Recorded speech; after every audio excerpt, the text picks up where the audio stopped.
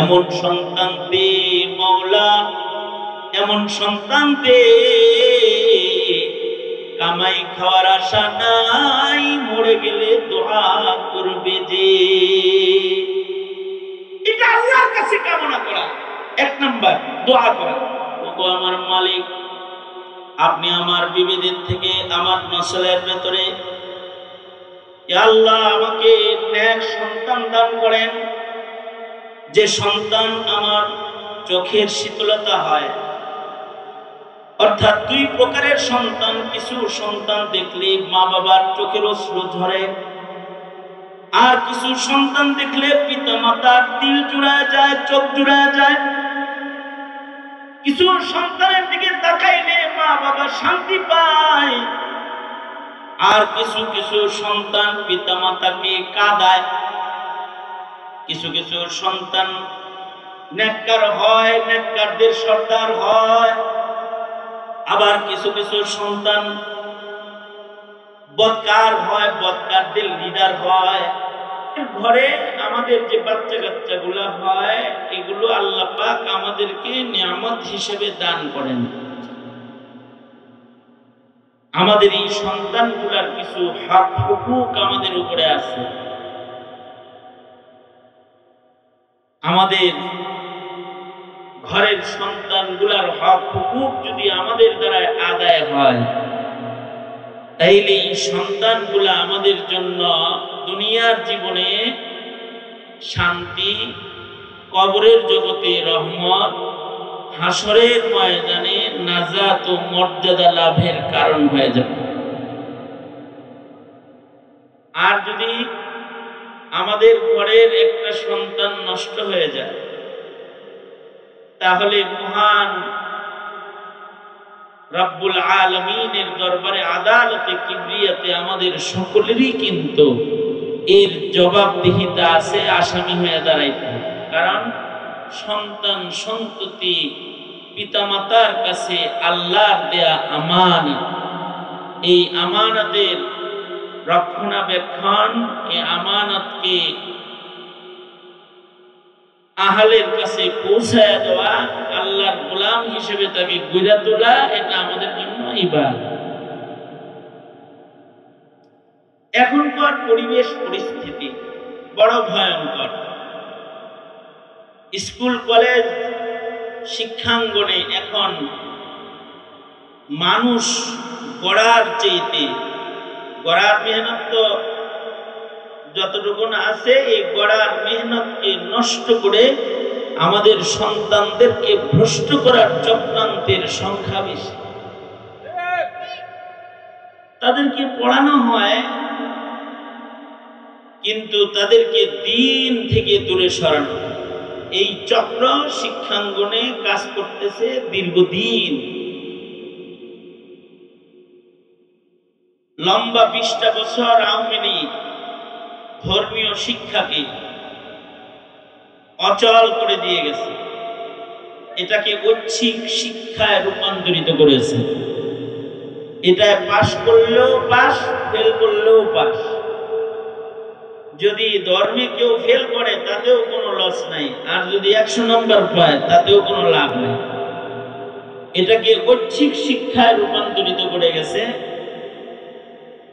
আমরা দীর্ঘদিন যাবৎ আমাদের স্কুলগুলোতে ধর্মীয় শিক্ষক নিয়োগ দেওয়ার আবেদন করলেও এটাকে কান দেয় নাই বিগত দিনের ফ্যাসিস্ট সরকার।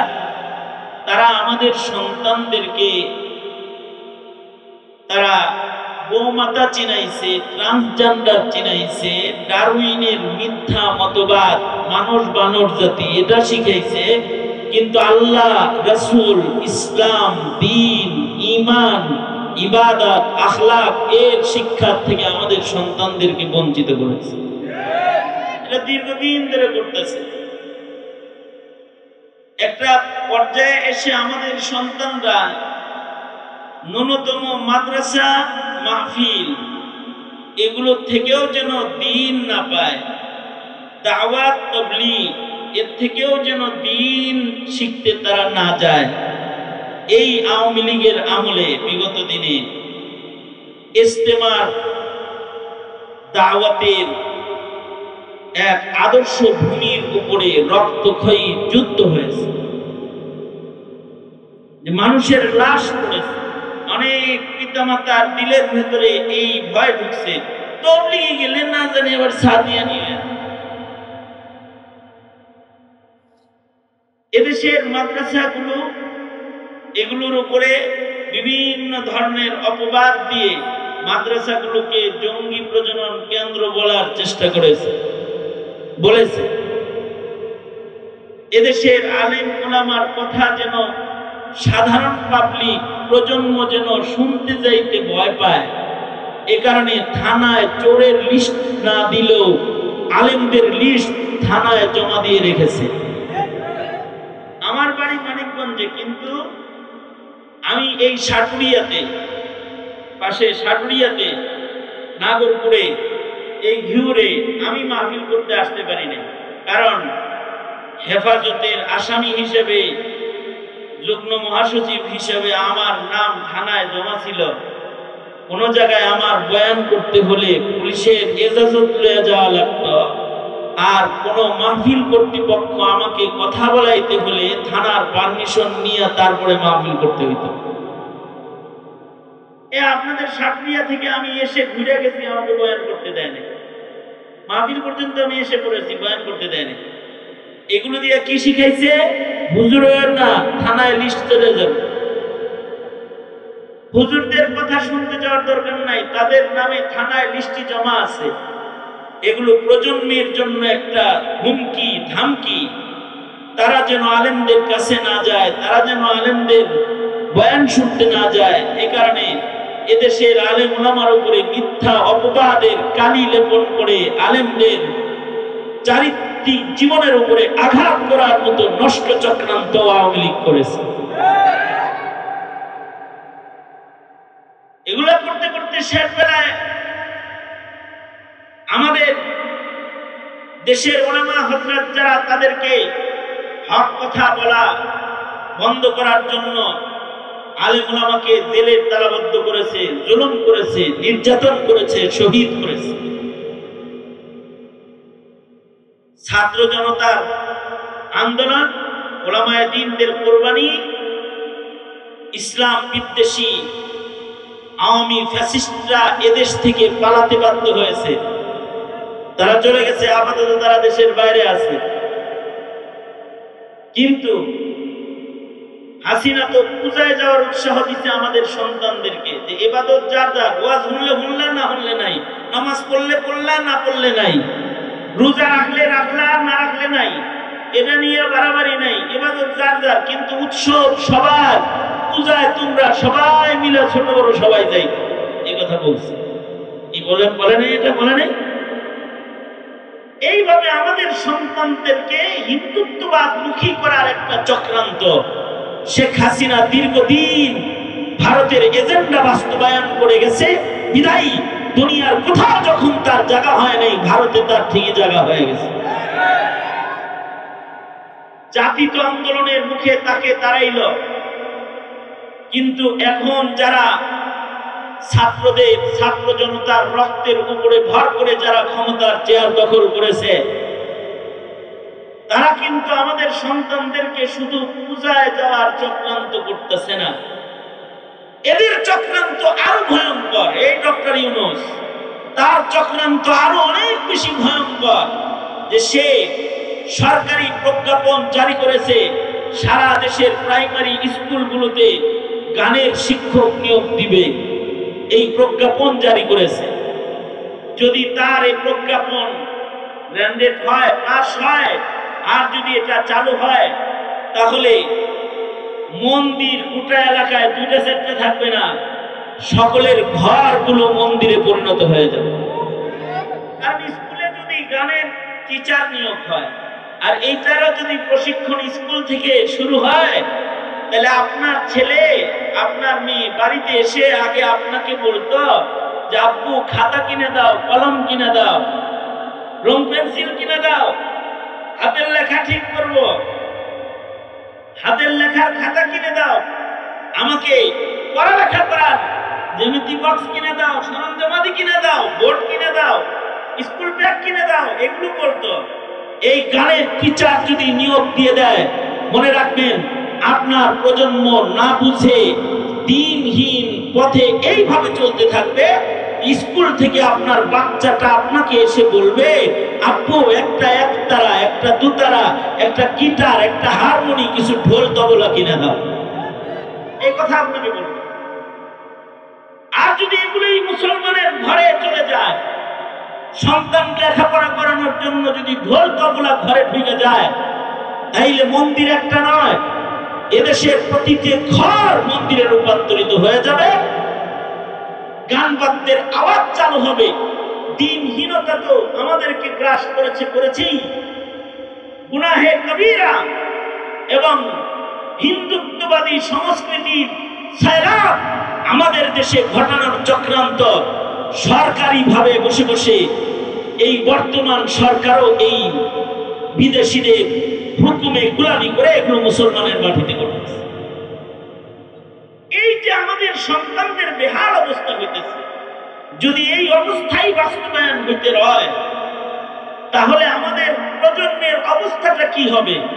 এটা কি কখনো আমরা চিন্তা করছি যে আমরা কবরে শুয়ে যখন থাকবো তখন কি সন্তানদের রব্বির হামহুমা কামা রব্বায়ানি আওয়াজ শুনবো, নাকি ঢোলের বাড়ি আর তবলার বাড়ি শুনবো? এটা কিন্তু আমরা চিন্তা করতেছি না। এই বেখবর হালাত, এটা বড় ভয়ঙ্কর। কারণ মানুষ মরে যাওয়ার পরে তার যে সকল রাস্তায় তার কবরে ইনকাম হয়, নেকি যায়, নূর যায়, তার ভেতরে একটা হলো আওয়ালাদিন সালিহিন ইয়াদউ লাহু। কেউ যদি নেক সন্তান রেখে যায়, তো নেক সন্তানরা দোয়া করলে তাদের দোয়ার বরকত পিতা মাতা কবরে শুয়ে শুয়ে পায়। সুতরাং আমাদের প্রজন্মের প্রতিটা সন্তানের দিন, তাদের ঈমান, তাদের ঈমানদারি, এর একটা জিম্মাদারি, পাহারাদারি আমাদেরকে আল্লাহ তাআলা দান করেছেন। সেই জিম্মাদারির প্রতি যত্নশীল হওয়া প্রতিটি মুসলমানের জন্য কর্তব্য। তাছাড়া এখন নামের শুরুতে মুহাম্মদ থাকলেও কিছুদিন পরে কিন্তু মুসলমানের ঘরে কাদিয়ানি ও খ্রিস্টবাদ ও নাস্তিক্যবাদের চাষাবাদ ফলন শুরু হয়ে যাবে, কিন্তু যেটা অনেক জায়গায় হয়েছে। গত কিছুদিন আগে হজের সফর থেকে আমি যখন আসতেছিলাম, তো হজের সফরে আমার সাথে বিমানের ভেতরে বিমানের এক ক্রু, মানে বিমানের দায়িত্বশীল সেবক, তার সাথে আমার কথোপকথন। আমি সিটে বসে আছি, ওর কাছে লিস্টে আমার নামও আছে। ও এসে আমাকে জিজ্ঞেস করতেছে, তোমার নাম কি? তোমার নাম কি খালিদ সাইফুল্লাহ? আমি বললাম, হ্যাঁ আমার নাম খালিদ সাইফুল্লাহ ইউবি। তো আমাকে ও সেবা যত্ন করতেছে, নাস্তা এনে দিতেছে, দেখভাল করতেছে। একটা ওর সাথে একটা ভালো সম্পর্ক আমার হয়ে গেল, একটা কথোপকথনের সম্পর্ক হয়েছে। তো আমাকে এক সময় দাড়িতে হাত দিয়ে বলতেছে, ইউ আর এ সুন্নি মুসলিম, তুমি কি সুন্নি মুসলিম নাকি? তা আমি ওর প্রশ্ন আমি বুঝছি, তার মানে ও বুঝাইতে চায় তোমরা কি খাঁটি মুসলমান নাকি? আমি জিজ্ঞাইলাম, কেন তুমি খাঁটি মুসলমান না? তোমার নাম না বললা আলী, আমার নাম খালিদ, তোমার নাম আলী, তুমি কি সুন্নি মুসলিম না? তো সে কয়, আমি মুসলিম না, আমি খ্রিস্টান। আমি তো প্রথম মনে মনে খুশি হয়েছিলাম যে মুসলমানের হাতের খাওয়ান খাইতেছি, আলী নাম, যেহেতু হযরত আলীর নামে নাম। তো কতক্ষণ পরে ও খ্রিস্টান। আমি বললাম, আমার মনটা খারাপ যখন দেখছে যে খ্রিস্টান শুনি, তো আমি একটু পাল্টায় গেছি। আমার চেহারা দেখে বলতেছে, অসুবিধা নাই, মাই গ্র্যান্ডফাদার ইজ মুসলিম, সুন্নি মুসলিম। আমার দাদা সুন্নি মুসলিম ছিল, অসুবিধা নেই, তোর লগে আমার একটা সম্পর্ক আছে। ও আমার বলতেছে। আমি বললাম, তোমার দাদা সুন্নি মুসলিম ছিল, তুমি খ্রিস্টান হইলা কেমনে? তো বললাম, আমার দাদা পুরা মুসলিম ছিল, কিন্তু আমার আব্বা হাফ মুসলিম ছিল, অর্ধেক মুসলিম। তার মানে আমার দাদা পুরা মুসলিম, দাদিও মুসলিম, কিন্তু আমার আব্বা মুসলিম ঠিক, কিন্তু আমার আব্বা খ্রিস্টান বিয়ে করছে। মানে শেখ হাসিনার বলার মতো। বুঝেন নাই বিষয়টা? আমার বাবা তো মুসলিম কিন্তু আমার মা খ্রিস্টান, সে বলল। আমি বললাম তোমার মা যে খ্রিস্টান, তো খ্রিস্টান দিয়ে করলো, তোমার বাপ মুসলিম ছিল, ও আমার একটা অসুবিধা নেই, ওটাও খ্রিস্টান ধর্ম, তো ধর্ম। তোমরাও একটা নবী মানো, আমরাও একটা নবী মানি। তোমাদের নবী হলো মুহাম্মদ রাসূলুল্লাহ সাল্লাল্লাহু আলাইহি ওয়াসাল্লাম, আর আমাদের নবী হলো ঈসা আলাইহিস সালাম। অসুবিধা কি? ও আমার উল্টা ওয়াজ করতেছে, মানে খ্রিস্ট ধর্মের প্রতি আমাকে দুর্বল করার জন্য অনেক কৌশলী কথাও বলতেছে। আমি ওর কথা শুনতেছি। আমি বললাম যে তুমি হাফ মুসলিম হইতা, তুমি খ্রিস্টান হইলা কেন? আমার আব্বা তো আমরা যখন ছোট তখনই মারা গেছে, তবে আমার বাবা চাইতেন যে আমরা যেন সবাই মুসলমান হই। এ কারণে আমার বড় ভাইয়ের নাম আবু বকর, আমার মেজো ভাইয়ের নাম ওমর, আমার সেজো ভাইয়ের নাম ওসমান, আমি নাম্বার 4, আমার নাম আলী। বাবা ওই খলিফাতুল মুসলিমিনের লগে আমাদের নামে নাম রাখছিল। কিন্তু বাবা ইন্তেকাল করার পরে মা আমাদেরকে পুরা খ্রিস্টান বানায় ফেলেছেন। খ্রিস্ট স্কুলে আমরা পড়েছি, আইডি কার্ডে আমাদের খ্রিস্টান, আমাদের সন্তানরাও খ্রিস্টান। আমরা এখন সপরিবারে শুকরিয়া আদায় করে বলতেছি যে আমাদের আল্লাহর দয়ায় আমরা সবাই সব খ্রিস্টান হয়ে গেছি। তার এই বক্তব্য আমাকে অনেক পেরেশান। হায় রে, দাদা ছিল মুসলমান, বাপ হলো অর্ধেক মুসলমান, আর ছেলে হইল পুরা খ্রিস্টান। এই অবস্থা তো শুধু তার না, এই অবস্থা তো দ্বীনহীনতার কারণে গোটা মুসলিম বিশ্বে ছড়ায় পড়তেছে। এই বাংলাদেশ, মাতৃভূমি বাংলাদেশ, যেই বাংলাদেশে ওর দাদা ছিল পাক্কা পুক্তা মুসলমান, দাদা ছিল পাক্কা পুক্তা মুসলমান, বাপও মুসলিম পরিচয়ে চলে, কিন্তু সন্তান হয়ে গেছে আসাধ্য খ্রিস্টান অথবা নাস্তিক মুরতাদ, এগুলো হয়ে গেছে। আসাদুরের মতো রাসূলের সাথে বেয়াদবিকারী হয়ে গেছে, অথবা নিজের ধর্ম পরিবর্তন করে কোনো খ্রিস্টানের খাতায় নিজের নাম লেখায় ফেলেছে। এমন ভ্রষ্ট সন্তানের সংখ্যা এখন মুসলমানের ঘরে অনেক বড় একটা পার্সেন্টে পরিণত হয়েছে, যে কারণেই নাস্তিকরা শাহবাগের বাজার বসাইতে সক্ষম হয়েছিল। আর এই শাহবাগীদের এই বাজার থামানোর জন্যই শাইখুল ইসলাম আল্লামা আহমদ শফী শাপলা চত্বর কায়েম করেছিলেন শাহবাগীদের জবাব দেওয়ার জন্য। শাহবাগীরা যেমন এই দেশের ইসলামকে কটাক্ষ করেছে, এদেশের আলেমদেরকে বেইজ্জত করেছে, তারা যেমন করে এদেশের মানুষদের উপরে জুলুম করার আওয়াজ শাহবাগে বসে বসে তুলেছে।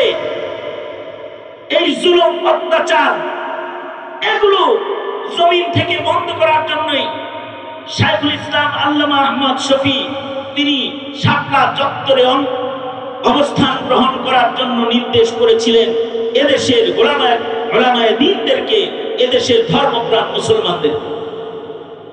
তাদের 13 দফা দাবি ছিল, যে দাবির ভিতরে ছিল মুসলমানদের ধর্ম শিক্ষার নিশ্চয়তা, মুসলমানদের ঈমান আকীদার নিশ্চয়তা, মুসলমানদের নবীকে কেউ গালি দিলে তার ফাঁসি, তার মৃত্যুদণ্ডের আইন, কাদিয়ানীদেরকে অমুসলিম ঘোষণা করা, দেশে ইসলাম ও ইসলামী মূল্যবোধকে প্রতিষ্ঠা করার 13 দফা নিয়ে যখন শাইখুল ইসলাম আল্লামা আহমদ শফী শাপলা চত্বরে বসেছিলেন, হাসিনা গুলি করে রাতের অন্ধকারে বাতি বন্ধ করে গুলি করে সেদিন এদেশের আলেমদেরকে হত্যা করেছে, শহীদ করেছে।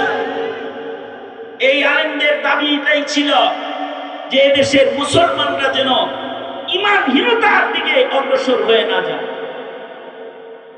কিন্তু এই দেশের মানুষ একটা শ্রেণী, তারা আলেমদেরকে এই মামলার আসামি করে বছরের পর বছর না, 5 বছর 7 বছর জেলখানায় আটকায় রেখেছে। মানবিক আর ধর্মীয় দাবি নিয়ে তারা গিয়েছিল শাপলা চত্বরে।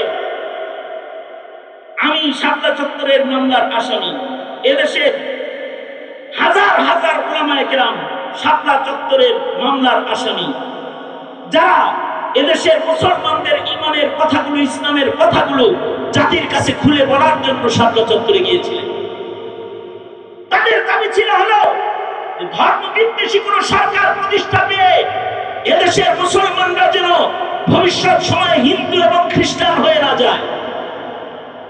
এই দাবিতে তারা ইসলামের বিজয়, ইসলামী মূল্যবোধ এটা প্রতিষ্ঠার জন্য শাপলা চত্বরে গিয়েছিল।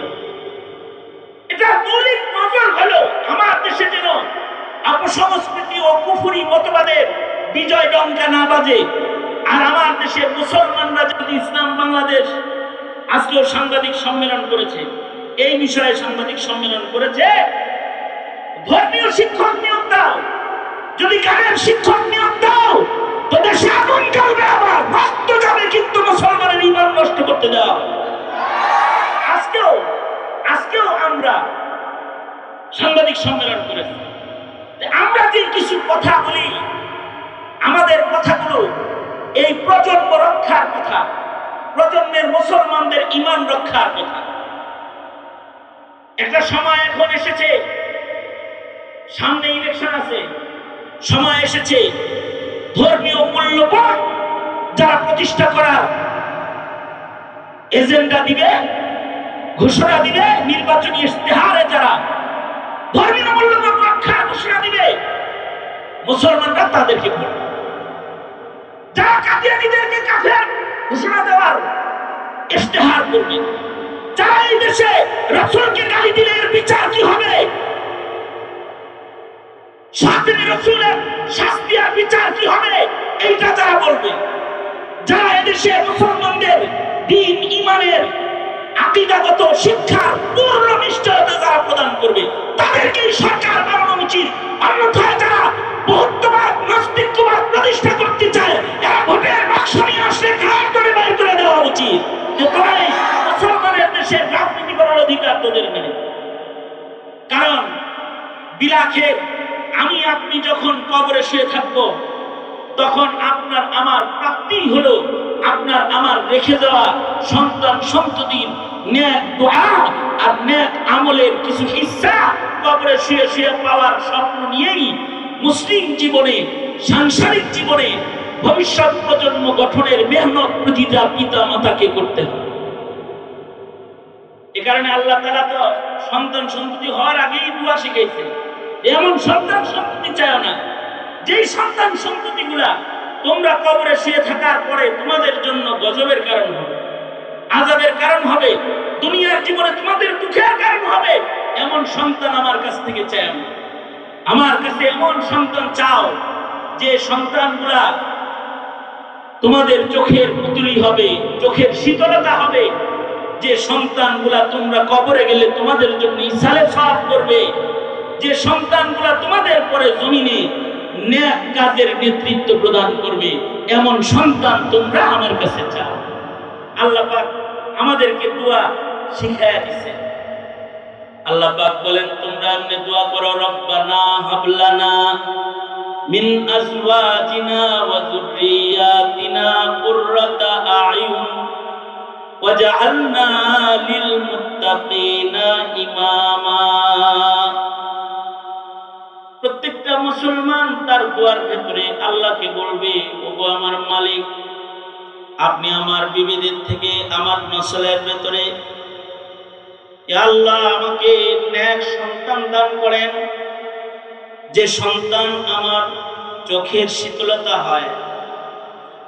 অর্থাৎ দুই প্রকারের সন্তান, কিছু সন্তান দেখলে মা বাবার চোখের অশ্রু ঝরে, আর কিছু সন্তান দেখলে পিতা মাতার দিল জুড়ায় যায়, চোখ জুড়ায় যায়। কিছু সন্তানের দিকে তাকাইলে মা বাবা শান্তি পায়, আর কিছু কিছু সন্তান পিতা মাতাকে কাঁদায়।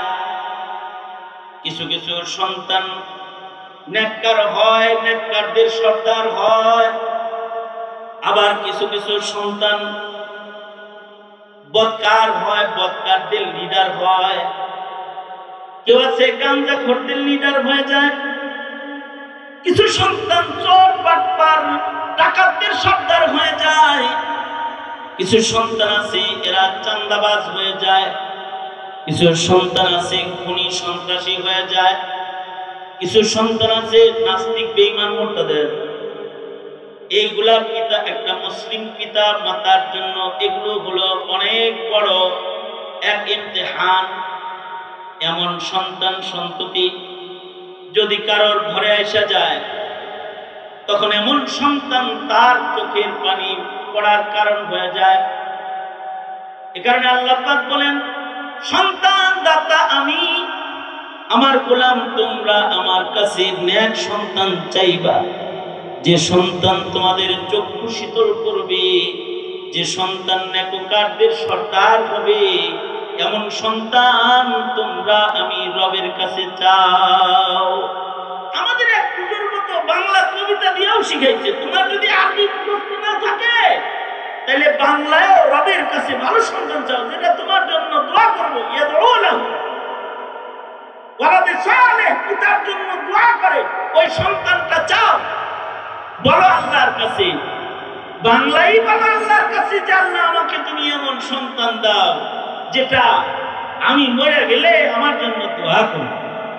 এমন সন্তান দে মওলা, এমন সন্তান দে, কামাই খাওয়ার আশা নাই, মরে গেলে দোয়া করবে যে। এটা আল্লাহর কাছে কামনা করা, এক নাম্বার দোয়া করা।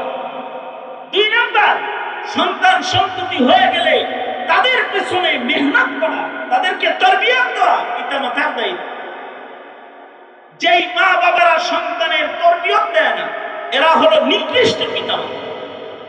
আর যেই মা বাবাগুলা সন্তানকে তরবিয়ত দেয়, তাওহীদ শিখায়, রিসালাত শিখায়, খাতমে নবুয়ত শিখায়, আমাদের নবী শেষ নবী, আমাদের নবীর পরে আর কোন নবী নাই, এই কথা যদি বিশ্বাস না করো তাহলে কিন্তু কাফের হয়ে যাবে। এগুলো শিখায়। নবীদের আজমত শান, ইসমতে আম্বিয়া, নবীদের মর্যাদা কি, এগুলো শিক্ষা দেয় সন্তানকে। কোরআনের মর্যাদা কি, এটা শিক্ষা দেয় সন্তানকে। শার ইসলামের সাথে পরিচয় করায়, সন্তানকে কিতাবুল্লাহ চিনায়, সন্তানকে রাসূলুল্লাহ চিনায়, সন্তানকে কাবাতুল্লাহ চিনায়, কাবা ঘর কি এটা চিনায়, সন্তানের মসজিদ কি এটা চিনায়, মসজিদটা কি জিনিস এটা চিনায়, সন্তানকে চিনায় ইবাদত সালাওয়াতুল্লাহ, যত ইবাদত আছে এগুলো চিনায়, নামাজ কি এটা চিনায়, রোজা কি এটা চিনায়, জিকির কারে কয়, জিকির করলে কি লাভ হয় এটা বুঝায়, চিনায়।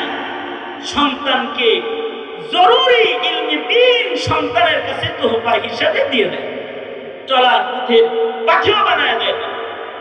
এই কোয়ালিটির পিতামাতা যারা আছে, এরা মরে গেলেও তাদের সন্তানগুলা বেঈমান হয়, তাদের সন্তানগুলা ইসলাম চিনে, তাদের সন্তানগুলা আলেমদেরকে বেয়াদবি করে না, টুপির উপরে আঘাত করে না, তাদের সন্তানগুলা নারীদের হিজাব ধরে টানাটানি করে না। ভার্সিটিতে যে মুসলিম পরিবারের ছেলেগুলা মহিলাদের হিজাবে হাত লাগায়, ওরা হলো কুখ্যাত পিতার কুখ্যাত সন্তান, যে ওদের বাবা ওকে হিজাব কি জিনিস এটা শিক্ষা দেয় নাই, আর ওরাও হিজাব কি জিনিস এটা বুঝে নেই। কিছু কিছু সন্তান আছে, এদের উগ্রতা এত বেশি যে মুসলমানের দাড়িকে গালি দেয়, অথবা দাড়িতে হাত লাগায় বেয়াদবি করার চেষ্টা করে, দাড়ি ধরে কাউকে অপমান করার চেষ্টা করে। আসলে এই নাফরমান দাড়ি যে কি জিনিস এটা বুঝি না, দাড়ির মূল্য কি এটা জানে না, এটা যে শাআইরুল্লাহর অন্তর্ভুক্ত, এটা যে শাআর ইসলাম, এটা কবরে না নিয়ে গেলে মুসিবত আছে, আর এটা কবরে নিয়ে যাইতে পারলেও রহমত আছে, এটা সে বুঝেই না, এটা চিনানো হয় নাই। যদি চিনানো হইতো তাহলে নিজের দাড়ি কোনো কারণে না রাখলেও কম আজ কম দাড়িকে বেয়াজ্জত করত, দাড়িকে বেয়াজ্জত করতো না সে। আমি সৌদি আরবে, আমি কয়েকদিন আগে উমরায় গেলাম, এক ভালো হোটেলে আছি, মুসল্লি নিয়ে গেছেন 5 স্টার হোটেল। তো ওইখানে এসে একটা ছেলে, ওই ছেলেটা আমার দাড়ি ধরে কান্নাকাটি করতেছে, আমার দাড়ি ধরে কাঁদতেছে, আর চুমাইতেছে। সৌদি আরবে এইবারের সে এটা আমি বললাম এরকম করতেছো কি তুমি? তুমি জীবনে দাড়ি দেহ হবে? হুজুর আপনার বয়ান শুনেই দাড়ি রাখছি, কিন্তু অভাবের কারণে এই সৌদি আরবে এসেছি, এত টাকা খরচ করে আসছি, বাড়িতে অসুস্থ মা বাবা পড়ে নিচে। এই হোটেলের আইন যে যে হোটেলের চাকরিতে আমি আসছি, এই হোটেলে দাড়ি সহ ডিউটি করা যায় না। দেখেন না, একজনের মুখেও দাড়ি নেই। আমি দাড়ি সহ সৌদি আরবে এসেছি, কিন্তু হোটেল ডিউটিতে ঢোকার পরে দাড়ি কেটে আমার ঢুকতে হয়েছে। হুজুর আমি প্রথম সৌদি আরবে আসছি, আমার যদি রোডকার চিনে থাকতো, আর যদি আমার ভিসা কিভাবে ট্রান্সফার করতে হয় এর কোন নিয়ম কারণ আমার জানা থাকতো, কোন উপায়ন্তর যদি আমার থাকতো, তাইলে আমি নবীর এই সুন্নতটা কাটতাম না। কাটতে ফেলছি। আজকে আপনারা দেখে আপনার দাড়িটা চুমা দিয়া আল্লাহরে বললাম, আল্লাহ আমি যে এখানে দাড়ি ছাড়া চাকরি করতেছি, এটা আইনি জটিলতার কারণে আমি তোমার নবীর সুন্নতকে ভালোবাসি। এটা হলো শায়রুল্লাহ চিনার দাম। আমি তাকে বললাম, দেখুন তোমার কি প্রসেস? সে বলে, হুজুর অল্প কিছুদিনের ভেতরে আমার চাকরি অন্যত্র হয়ে যাবে, অন্য জায়গায় চাকরি নিলে আমার বেতন অর্ধেক হয়ে যাবে, কিন্তু অসুবিধা নাই, এক বেলা খাইলাম, কিন্তু নবীর সুন্নতটা লয়ে যদি কবরে যেতে পারি, এ কারণে এই চাকরিটা আগামী 3 মাস পরে ছেড়ে দিব। আমার কাগজপত্র রেডি হয়ে গেছে, আমি অল্প টাকা কামাই করব, অল্প খাবো, কিন্তু রাসূলের সুন্নতকে ভালোবাসা মোহাব্বত করে যদি এটারে কবরে নিয়ে যাওয়া যায় চেষ্টা করব। চিন্তা করলাম, সাধারণ একটা ছেলে স্কুল কলেজে পড়া, কিন্তু ওর বাবা মার কাছ থেকে সুন্নতি দাড়ির মর্যাদা ও বুঝতে পেরেছে, এটা যে শায়রুল্লাহর একটা, এটাও চিনেছে। এ কারণে ও কখনো দাড়িকে গালি দেয় না, দাড়ির চুমা খায়। ও দাড়ি রাখার জন্য চাকরি পরিবর্তন করতে প্রস্তুত হয়ে যায়। এই যে দ্বীনি কিছু শিক্ষা সন্তানকে দেওয়া, এটা ফরজ, প্রতিটা মা বাবার জন্য এটা ফরজ আমল, যে তার সন্তানকে শরীয়তের যথেষ্ট জ্ঞান, যার দ্বারা ঈমান ইসলামের উপরে চলা তার উপরে সহজ হয়, এই শিক্ষা সন্তানকে দিয়ে দিবে। এটা প্রতিটা পিতামাতার নৈতিক দায়িত্ব।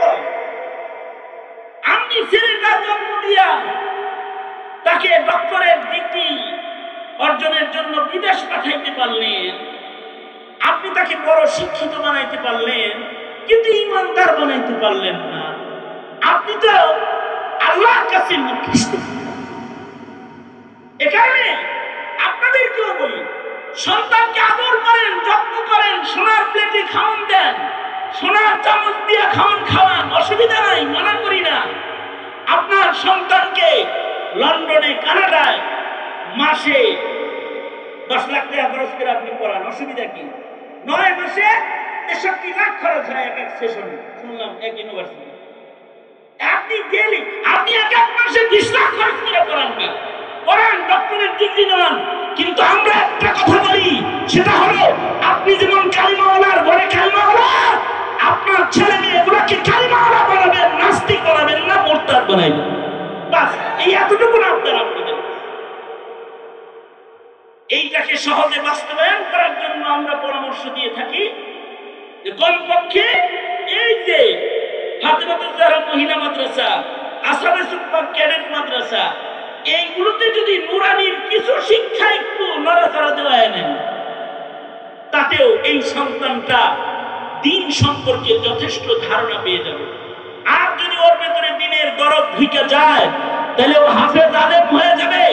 ন্যূনতম একটা হাফেজ যদি হয়, তাহলে আপনি মা বাপ হিসেবে আপনাদেরকে আল্লাহ তাআলা নূরের তাজ পরায়া ময়দানে মাহশারে পুরস্কৃত করবেন।